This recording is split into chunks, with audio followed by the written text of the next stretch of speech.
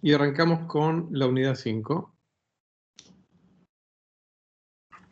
Costó, pero bueno, arrancamos. Llegamos, por fin, a la unidad 5, que tiene como título el surgimiento de la ciencia moderna. Ahí puse con imagen de fondo la Biblia latina, impresa en la imprenta de Johann Gutenberg, ¿no? El inventor de la imprenta, alrededor de 1455. En gran medida representa la revolución cultural detrás de lo que significa haber creado la imprenta. Piensen que hasta ese momento todas las copias de los libros eran a mano. O sea, imagínense el costo de cualquier libro y la escasez de cualquier libro. O sea, es inimaginable eso. Imagínense hoy en día si solamente hubiera libros escritos a mano. Bueno, en realidad es difícil de imaginárselo. Bueno, a mediados del siglo XV ocurre esta revolución que quizás sea, bueno, desde lo cultural e intelectual, más importante que la caída de Constantinopla, ¿no? Al fin y al cabo, la caída de Bizancio. Al fin y al cabo, ya todo el acervo cultural griego, afortunadamente, ya había sido, lo que quedaba ya había sido traducido en los siglos XI, XII, XIII, XIV. Así que este evento realmente es quizá el más significativo desde lo cultural e intelectual, el invento de la imprenta. Vamos a ubicarnos un poco en el siglo XV, ¿no? Entonces ya el Imperio Otomano ya se apodera, digamos, con lo que era Bizancio. Entonces el Imperio Otomano incluye lo que hoy es Turquía y lo que es Grecia, Montenegro, bueno, partes de Serbia, Croacia, Serbia, bueno, etc. Después estaba el reino de Hungría, un ignoto principado de Valaquia. Esto está lo que es más o menos en la zona de parte de Rumania y Bulgaria. Fíjense, acá está Italia dividida en el reino de Nápoles, que ocupa la mayor parte de la península itálica, los estados pontificios, acá está la República de Florencia, de Génova. El reino de Castillo ocupa la mayor parte de lo que es la actual España. Después está el reino de Portugal, el reino de Granada, reino de Navarra, el reino de Francia, el Sacro Imperio Romano Germánico, ¿no? Digamos, el que había sido consolidado 600 años antes por Carlomagno, el reino de Inglaterra, el reino de Escocia, el de Noruega, Suecia. Bueno, este era el mundo, digamos, occidental en el siglo XV, donde arranca el Renacimiento, ¿no? El Principado de Moscú, bueno, que es donde va a ocurrir todos los hechos que vamos a estudiar a continuación. Entonces estamos en el Renacimiento, ¿no? Si uno tuviera que hacer una especie de resumen historiográfico del panorama cultural intelectual del siglo XV, ¿no? En una forma lo más simplificada posible, uno puede encontrar tres tradiciones, lo cual no significa que hubiera adherentes a una, a la otra o a la otra. O sea, estas tres tradiciones que las hemos estudiado en detalle estos últimos 2 meses, influyen en mayor o menor medida en todos los protagonistas de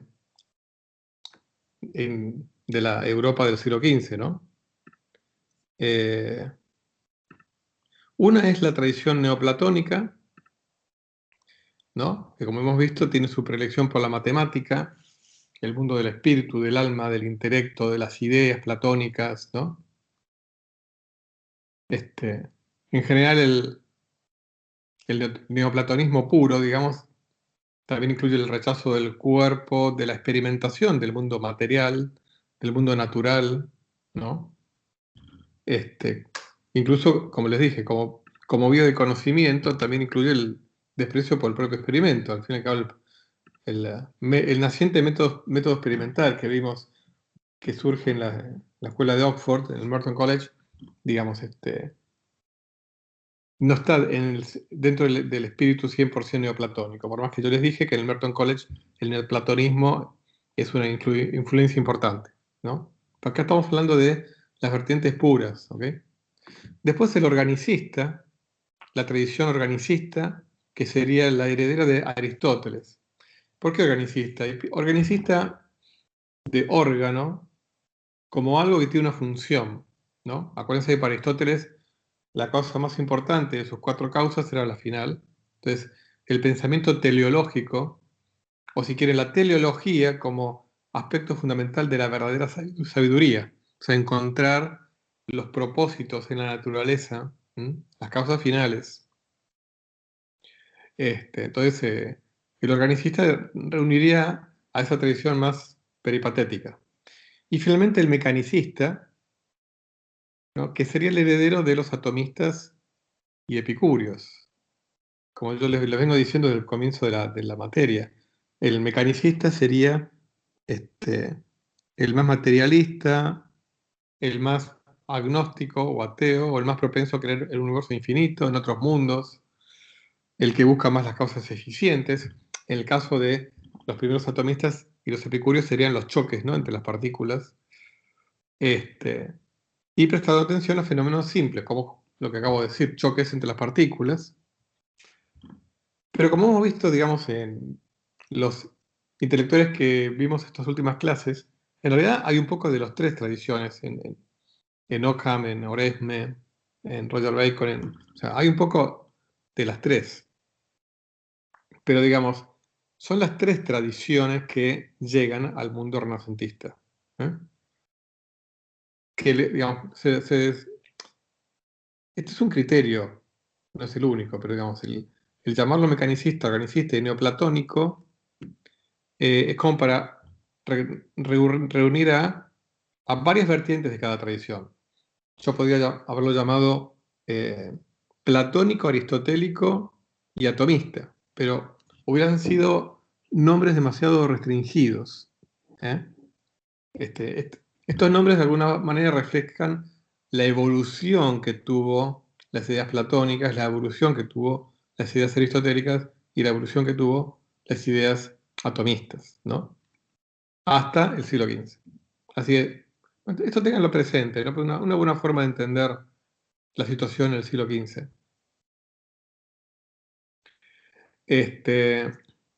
En cuestiones así culturales y políticas, como para también tener un mejor panorama de lo que pasaba en esa época, ¿no?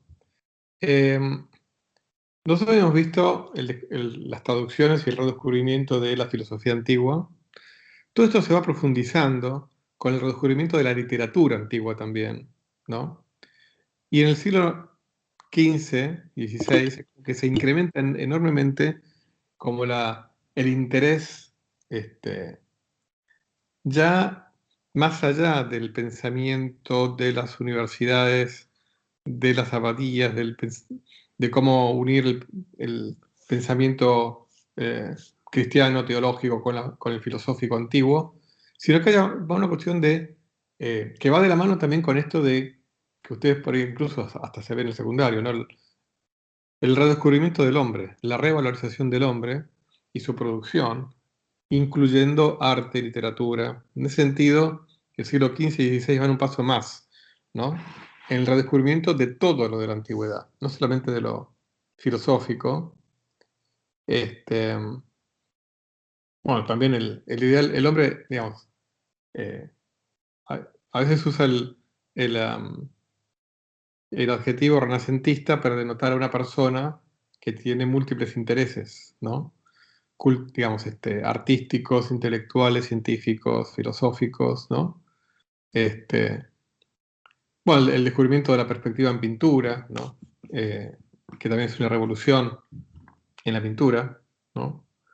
El punto infinito, como digamos la distancia se puede plasmar en dos dimensiones, achicando las dimensiones, achicando los tamaños de lo que está lejos, ¿no?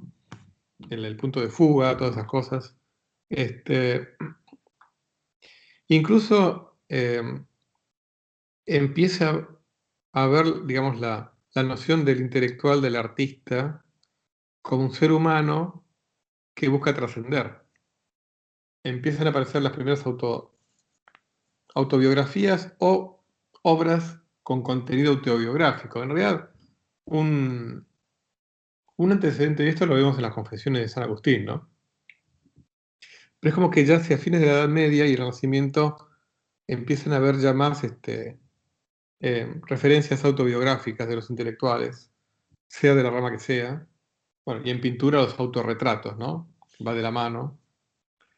Ya a partir del siglo III había empezado a crecer la influencia de los comerciantes, de los mercaderes, de los banqueros, del mundo monetario, que obviamente el mundo monetario va a influir en el pensamiento abstracto. O sea, en realidad, esta tradición neoplatónica encuentra, digamos, también terreno fértil en las necesidades del mundo financiero, ¿no? El valorizar el tiempo, la tasa de interés, el cálculo de te presté 100, pasaron 2 años, ahora me debes 110, por decir algo. O sea, el tema de, yo les dije que la revolución científica, quizá el pilar fundamental fue descubrir que al menos hay algunos aspectos simples de la naturaleza a los cuales se les puede aplicar la matemática.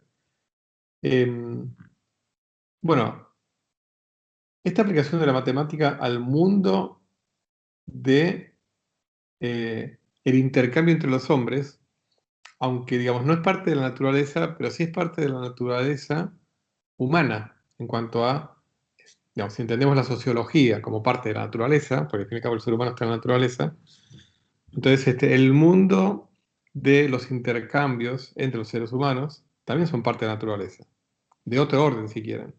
Entonces ahí claramente, en ese mundo donde las actividades se van monetizando de alguna manera, también se van cuantificando más y por lo tanto matematizando, o van siendo más proclives a un estudio matemático o al uso de la matemática para ordenar, describir, ¿no? Y controlar también, importante, todas esas actividades de intercambio comerciales y demás, ¿no? O sea, acá hay una ida y vuelta entre la aplicación de la matemática en la naturaleza y la aplicación de la matemática al mundo de los eh, seres humanos, ¿no?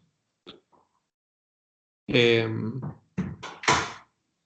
como pongo acá al final, no es casualidad que Florencia se constituye en un centro del neoplatonismo. Florencia era uno de los centros de esta revolución cultural, comercial, financiera, en Europa. Y yo lo menciono a Florencia porque Florencia, bueno, va a tener que ver con Galileo. Entonces, vamos también preparando también eh, el escenario para la aparición de la revolución científica. Pero bueno, todavía falta un ratito para eso. Vamos a comentar un par de intelectuales importantes en esa transición. Aparte, acuérdense, porque en realidad nosotros llegamos hacia ya fines del siglo XIV. El Renacimiento arranca en el siglo XV, o sea que hay una continuidad. Pasa que en el medio ocurre esta gran tragedia que les comenté, que es la peste negra, ¿no? De la cual Europa va a tardar un tiempo en empezar a recuperarse.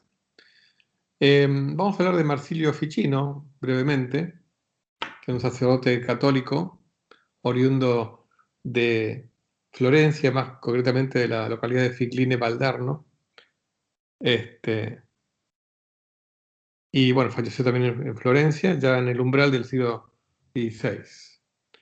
Fue médico, filósofo y filólogo, o sea, experto en muchas lenguas y análisis del origen de las palabras.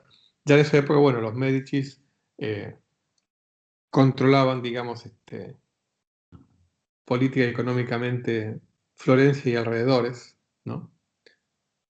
Fue protegido de Cosme y luego de Lorenzo. Lorenzo fue quizá el Medici más importante, ¿no?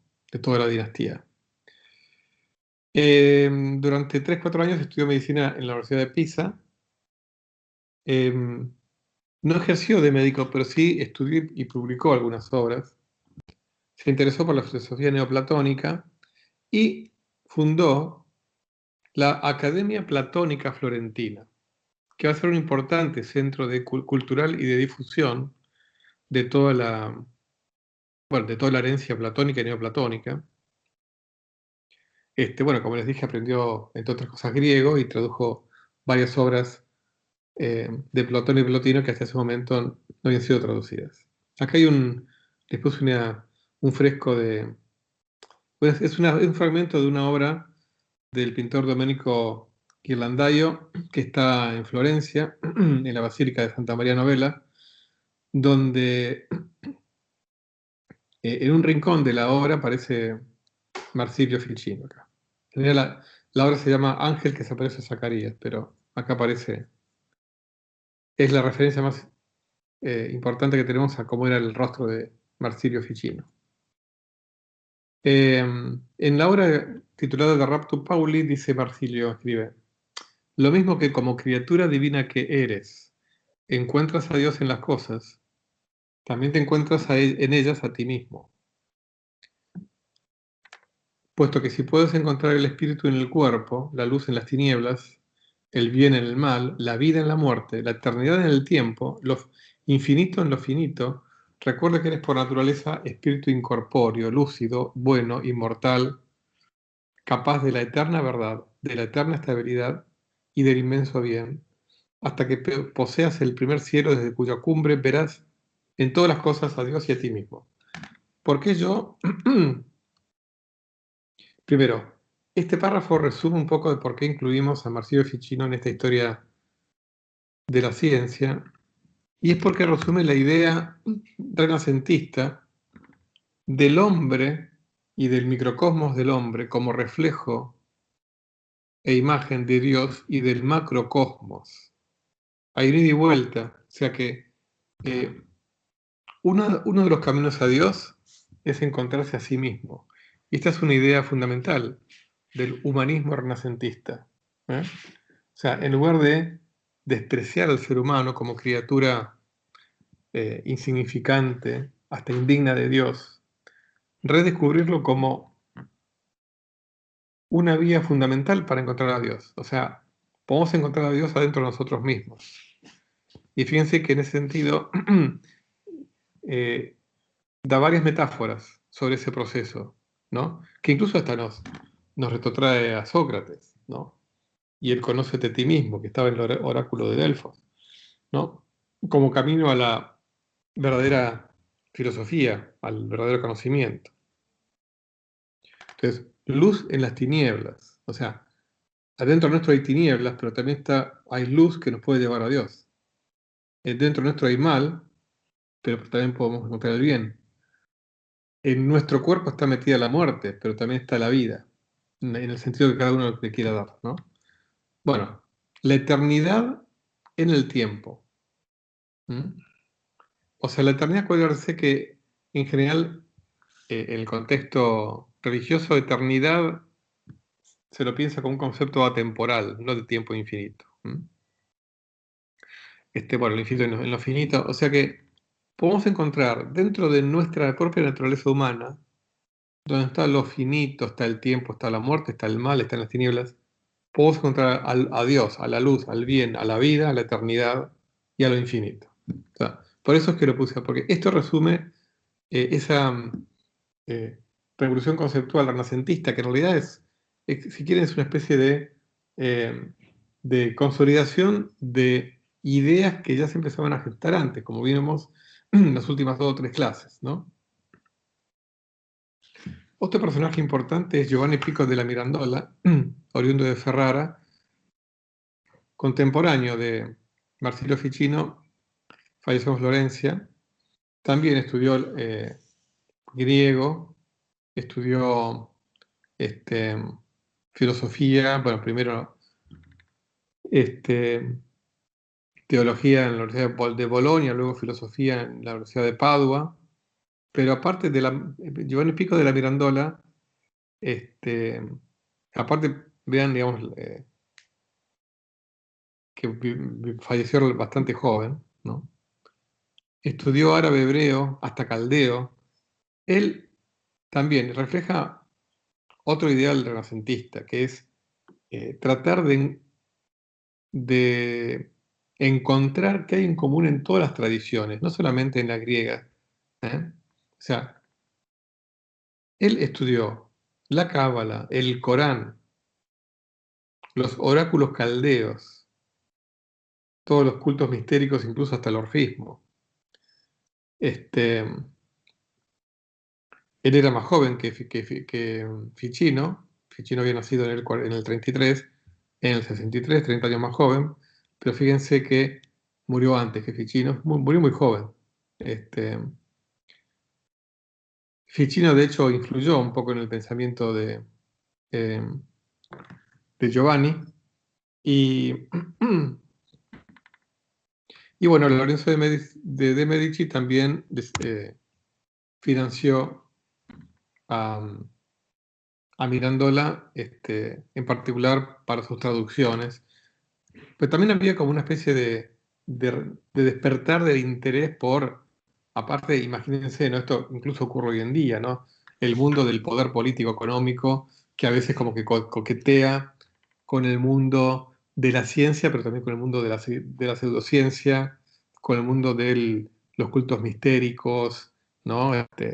Desde este, presidentes y reyes que, tanto en esa época como en la actualidad, que consultan a tarotistas o astrólogos, ¿no? En ese sentido, siempre hubo un coqueteo entre el poder y las tradiciones ocultas. Pero pasa que acá, este intelectual lo que quería es encontrar qué había en común, cómo se podía sintetizar el acervo, la sabiduría de la humanidad. Acá también había como una especie de universalismo. En el Renacimiento se afianza la idea de universalismo.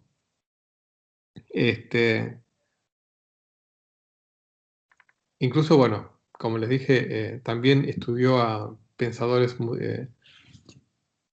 islámicos como Averroes. Y fíjense,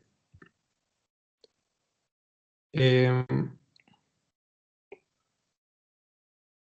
en 1986 publica sus conclusiones filosóficas, cabalísticas y teológicas, conocidas como las 900 tesis. Se llaman así porque son 900 proposiciones que reúne Giovanni de los árabes, los aristotélicos, los platónicos, de Hermes Trismegisto, ¿no? De cabalistas, bueno, libros hebreos, 900 tesis. Es realmente una especie de compendio súper ecléctico, ¿no? Como de grandes verdades filosóficas de todas las culturas a las cuales tuvo acceso él. En la introducción, que lo tituló Discurso sobre la dignidad del hombre, ¿no? Ya el título lo dice todo, eh, Giovanni formula tres ideales que de alguna manera resumen todo lo que les dije antes, ¿no? Sobre el Renacimiento. Porque no solamente, digamos, detrás de ese interés por lo universal, por lo multicultural, evidentemente, implícitamente hay un rechazo a la autoridad. O sea, si todas las culturas tienen algo válido para proponerme, yo no puedo hacerle caso a ninguna autoridad en particular. Entonces, em, primer ideal, el derecho inalienable a la discrepancia. El número dos, el respeto por las diversidades culturales y religiosas. Y número tres, el derecho al crecimiento y enriquecimiento de la vida a partir de la diferencia. ¿Eh? Solamente tres ideales modernos, en el buen sentido de la palabra moderno, porque lamentablemente sabemos que la edad moderna también fue cuna y en particular el siglo XX, cuna de los más horrorosos totalitarismos, ¿no? Como bueno, el nazismo, el comunismo soviético, qué sé yo. Eh, pero bueno, afortunadamente, buena parte del mundo en el que vivimos goza de todos estos ideales, más allá de las limitaciones de todo sistema imperfecto, como puede ser el democrático electoral, en el cual más o menos todos compartimos. Pero digamos, estos tres pilares, ¿no? Derecho a discrepar, respetar otras culturas y otras religiones, el derecho a crecer y a seguir mi camino, que no tiene por qué ser el mismo que el tuyo, ¿no? A partir de la diferencia, como dice acá. O sea, estos ideales que a veces por momentos uno, ¿no?, se los olvida hoy en día, pero bueno, un poco también refleja por qué, más allá de que hemos visto que la Edad Media fue más importante de lo que se piensa, eh, al menos la Baja Edad Media, pero obviamente por algo el Renacimiento se le da la importancia que se le da, ¿no? Por supuesto. Eh, por supuesto que Giovanni era cristiano, eso no podía despojarse de su propia historia, ¿no? Él quería demostrar que el cristianismo era un punto de convergencia de, de buena parte de todas esas tradiciones que él se puso a estudiar. Llegó a reunir una biblioteca gigantesca. Evidentemente tenía una actitud bastante rebelde, bueno, se imaginan, con estos ideales respecto de la autoridad de la Iglesia Católica. Él, esa enorme biblioteca que llegó a reunir, se la legó a un amigo, pero con la condición de que no se accediera a ningún convento. ¿Mm? Hay una obra que escribió que se llama Heptaplus, It is the Dei Creatoris Opere, significaría, o de la obra creadora de Dios, donde él argumenta de por qué todas las religiones, o bueno, varias religiones diferentes, describen al mismo Dios. Dice, nosotros por el contrario, buscamos en el hombre una nota que le sea peculiar, con la que pueda explicarse la dignidad que le es propia, y la imagen de la divina sustancia que no es común a ninguna otra criatura. ¿Y qué otra cosa puede ser sino el hecho de que la sustancia del hombre, como afirman algunos griegos, acoge en sí, por su propia esencia, la sustancia de todas las naturalezas y el complejo de todo el universo?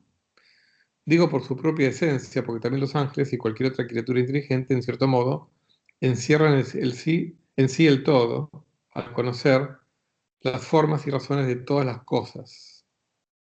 O sea, todos los hombres tienen una nota que les es peculiar, y en todos los hombres está el camino, ¿no?, para acceder a la naturaleza de todo el universo.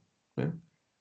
A partir de ahí uno puede concluir que en realidad diferentes religiones,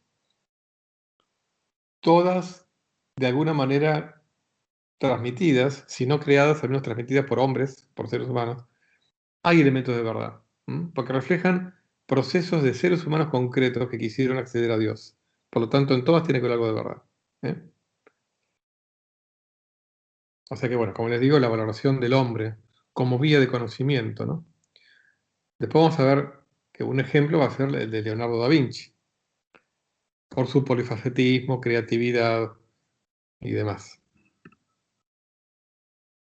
Bueno, vamos a, de nuevo, un pequeño paréntesis matemático, ¿no? Eh, como les dije, cuando vimos a Fibonacci, a Leonardo de Pisa, yo les anticipé que por algunos cientos de años no iba a haber grandes desarrollos en matemática. Pero bueno, ya en el siglo XV, sí, y es de la mano del matemático Nicolas Chiquet, francés, vivió en la segunda mitad del siglo XV. Este, fue el primero en usar las palabras millón, billón y trillón. Y algo muy significativo, el primero en tratar los números negativos como entidades. O sea, nosotros vimos, ¿se acuerdan del anhelo, qué sé yo? Pero digamos, entenderlos como entidades en sí mismas. O sea, pensar el 3 menos 1 alternativamente como a 3 sumarle el número -1. O sea, realmente es importante Nicolás Chiquet en ese sentido. O sea, es un eslabón importante en esta evolución de la matemática y del pensamiento abstracto. Otra cuestión que, digamos, la notación es fundamental también para el desarrollo del pensamiento. Tanto los que han estudiado física, ingeniería, saben por experiencia propia lo importante que es una buena notación a la hora de resolver un problema. Y también los que estudian filosofía saben lo importante que son las buenas definiciones a la hora de desarrollar claramente un pensamiento. Bueno, Chiquet fue el que inventó el uso de supraíndices para las potencias, de una incógnita. Lo que pasa es que, bueno, como acá digo, o sea, ¿se acuerdan que antes era una forma complicada de decir x al cubo? Nosotros, por ejemplo, 12x al cubo lo escribimos así, ¿no? 12x cubo. Bueno, Chiquet lo escribía 12 al cubo, pero refiriéndose en el contexto algebraico de una ecuación con una incógnita, donde aquí está la incógnita elevada al cubo, ¿no? Pero más allá de eso, lo que nos interesa es que introdujo la notación de poner un número chiquitito un poquito más arriba, como representando a una potencia.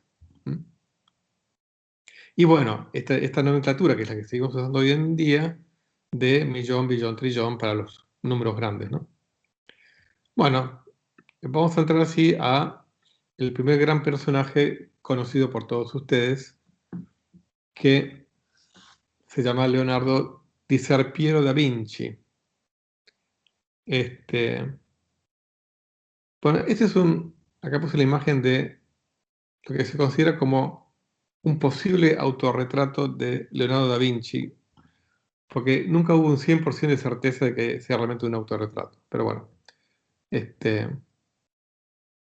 se entiende que refleja la fisonomía de Leonardo da Vinci. Bueno, realmente fue una persona muy polifacética, fue ingeniero, científico y excelente, genial pintor. No tuvo una infancia típica del intelectual, no tuvo una formación académica tradicional, sino que fue en gran medida autodidacta, y muy curioso. Autodidacta, lector y curioso, experimentador. Le interesó la arquitectura, bueno, el arte, las plantas, el cuerpo humano, los puentes, hipotéticas máquinas, que nos recuerda alguna de las fantasías que leímos de Roger Bacon. Ahora vamos a ver un par. Él nació en 1452 en Vinci, que es un pequeño poblado que quedaba sobre algunas colinas entre Florencia y Pisa, y falleció en Francia en 1519, donde vivía desde hacía unos 3 años, invitado por el rey Francisco I. Bueno, fue hijo ilegítimo de un escribano florentino, Ser Piero, y de una campesina, ¿no? Leonardo perdió contacto con su mamá biológica poco tiempo después de nacer. Su padre se casó 4 veces, tuvo 11 hijos más, además de Leonardo, pero Leonardo nunca desarrolló lazos fuertes con ninguno de ellos. Es como que probablemente no haya tenido hermanos, digamos, de parte de madre, sino de parte de padre, con lo cual, sumado que eran hijos de otras madres, bueno, no tuvo un fuerte lazo con ninguna de sus madrastras ni de ninguno de sus medios hermanos, ¿no? De todas maneras, el padre, digamos, jamás lo abandonó, ni mucho. De hecho, como el padre le vio muchas dotes para el dibujo, en 1470 lo hace estudiar con Andrea de Verrocchio, un pintor florentino. Es una especie de aprendiz ayudante, con el cual fue una especie de trabajo unido a la educación, digamos, en el arte. con lo cual va desarrollando rápidamente el talento que después, bueno, lo va a hacer famoso mundialmente, ¿no? Acá, bueno, pongo un ejemplo, ¿no? de uno de los cuadros más famosos de Leonardo, la Virgen de las Rocas, que hay dos versiones, o sea, de este cuadro. Una de ellas, bueno, ambas de Leonardo, ¿no? Una de ellas está en el Museo del Louvre.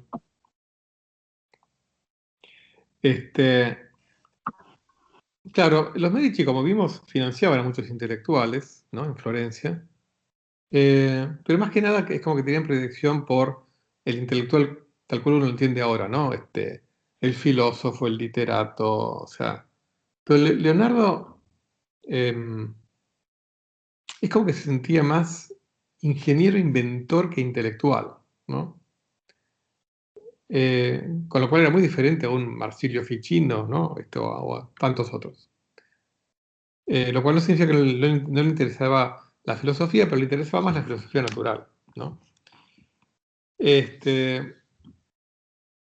De alguna manera llegó al conocimiento del duque de Milán, Ludovico Sforza, sus dotes de ingeniero autodidacta. Se lo contrata como asesor polifacético, ¿no? Eh, Le encarga pinturas, pero también le encarga diseñar obras de ingeniería, una cosa muy extraña, ¿no? Bueno, este, acá en el contexto de su trabajo en Milán es donde pinta la Virgen de las Rocas. Claro, el duque de Milán quería de alguna manera alguna cierta rivalidad con Florencia, este, y él también quiso fomentar, ¿no?, la actividad intelectual en Milán, también con un mismo clima liberal, liberal respecto de la, la Iglesia Católica, ¿no? Este, entonces, también lo que hace es promover los estudios y a la universidad en la vecina Pavia, ¿no? Lamentablemente, bueno, no sé si lamentablemente, esas cuestiones políticas, Ludovico cae a manos del ejército francés y Leonardo pasa otros años en Florencia. Después pasa por Roma, en la corte papal, es contratado, también para trabajos múltiples.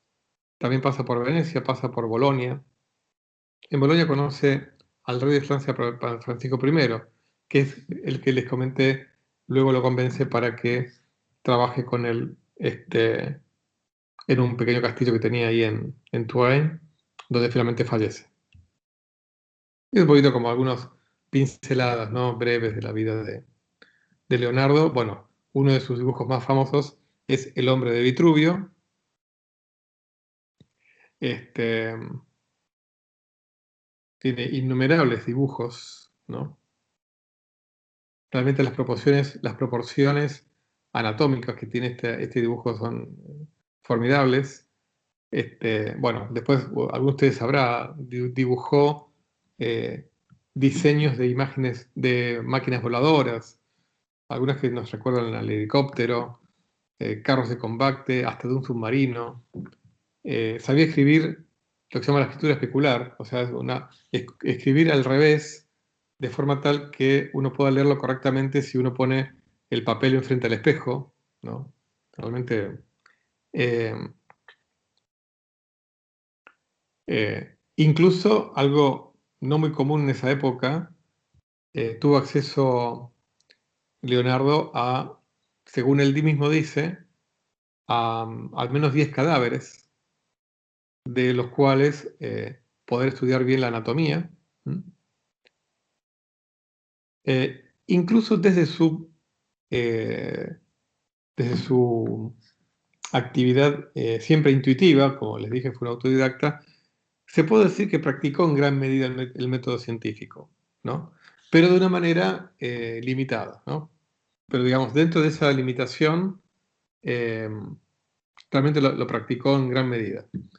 Por ahí, no menos importante que como lo practicó en su momento un Grosseteste o un Roger Bacon, nada más que ellos estaban imbuidos de toda su formación erudita, ¿no?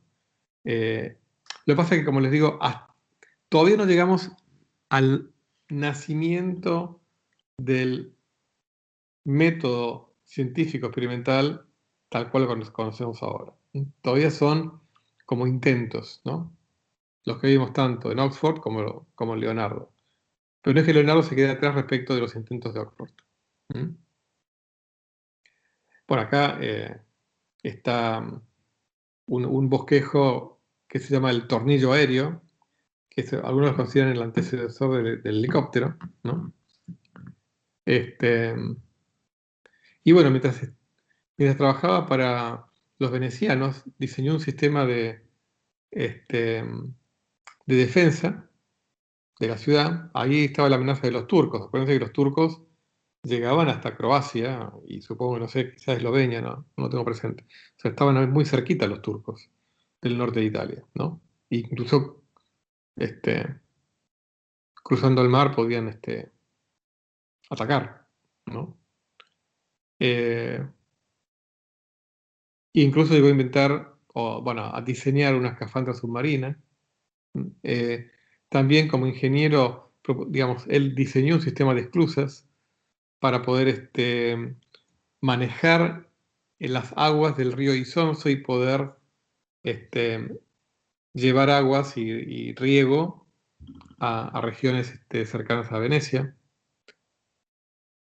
De alguna manera se anticipó a uno de los Bernoulli, bueno, que es un científico posterior, en cuanto a empezar a entender cuál es el principio detrás del vuelo de los pájaros. O sea, que evidentemente, o sea, él intuyó algo genial, que es el vuelo de un pájaro, al igual que el vuelo de un avión, o sea, más que el vuelo, el planeo de un pájaro, al igual que de un avión, está muy relacionado con la diferencia entre los flujos de aire arriba y abajo de las alas.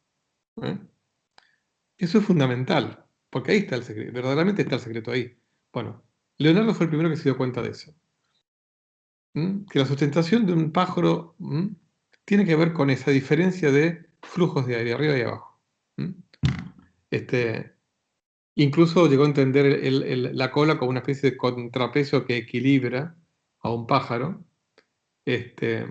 y la cabeza como algo que puede funcionar como un timón. Realmente genial la intuición de Leonardo. Porque quizás lo importante es esto, ¿no? La diferencia entre los flujos de aire arriba y abajo de las alas. Vamos a hacer una cosa. Acá voy a parar de grabar.